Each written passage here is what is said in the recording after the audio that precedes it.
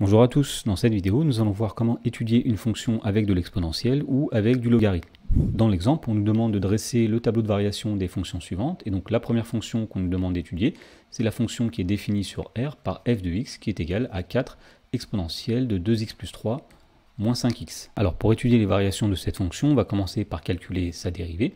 Alors cette fonction est dérivable sur grand R, et pour tout x appartenant à grand R, eh bien f' de x sera égal. Donc tout d'abord ici nous avons 4 fois une fonction, donc on va laisser 4 fois la dérivée de la fonction. Donc on va appliquer une formule ici qui dit que la dérivée de exponentielle de u, c'est u' fois exponentielle de u. Ici la fonction u, c'est la fonction 2x plus 3.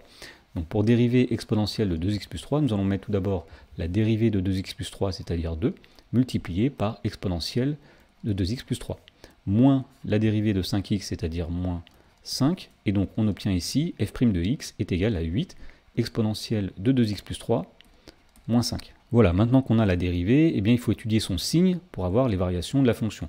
Donc pour étudier le signe de la dérivée, eh bien, on va chercher par exemple quand est-ce que la dérivée sera positive, et pour cela eh bien, on va résoudre une inéquation. Donc ici, résoudre f' de x supérieur ou égal à 0, ça revient à résoudre 8 exponentielle de 2x plus 3 moins 5 supérieur ou égal à 0. Alors pour résoudre cette inéquation, on va tout d'abord isoler le terme exponentiel de 2x plus 3. Donc on va passer le moins 5 de l'autre côté. Donc on a 8 exponentielle de 2x plus 3 est supérieur ou égal à 5.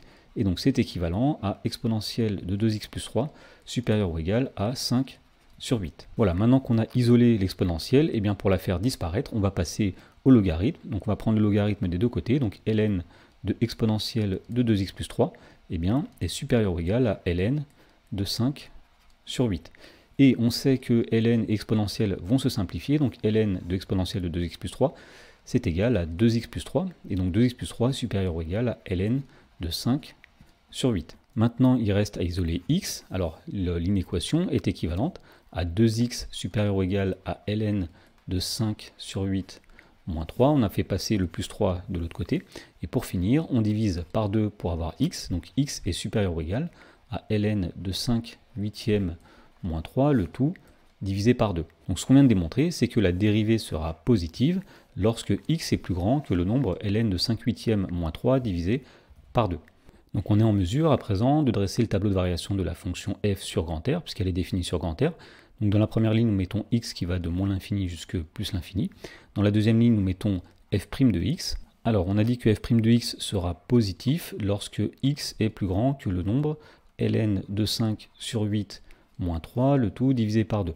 Et donc f' de x sera négatif avant ce nombre. Et donc on peut obtenir les variations de la fonction f maintenant, puisque la dérivée est négative au départ, donc la fonction est décroissante sur le premier intervalle, puis la dérivée est positive à partir de ln de 5 sur 8 moins 3 sur 2, donc la fonction sera croissante à partir de ce nombre. Alors pour avoir un tableau de variation complet, il faudrait mettre les images et les limites. Alors on admet que la limite en plus l'infini, c'est plus l'infini, que la limite en moins l'infini, c'est plus l'infini. Et si on calcule l'image du nombre ln de 5 sur 8 moins 3 sur 2 avec une calculatrice, on trouve que l'image est à peu près égale à 11,2. Dans la question numéro 2, on nous dit cette fois-ci d'étudier la fonction g, dont l'expression est g de x égale 2 ln de x plus 5x plus 3 sur l'intervalle 0 plus l'infini. Alors pour étudier cette fonction, on va encore une fois calculer tout d'abord sa dérivée, étudier le signe de la dérivée pour en déduire les variations. Alors pour tout x strictement positif, eh bien g' de x sera égal. Donc ici nous avons deux fois une fonction, donc quand on dérive on aura deux fois la dérivée de la fonction. Et la fonction ici c'est ln de x, donc on sait que la dérivée c'est 1 sur x.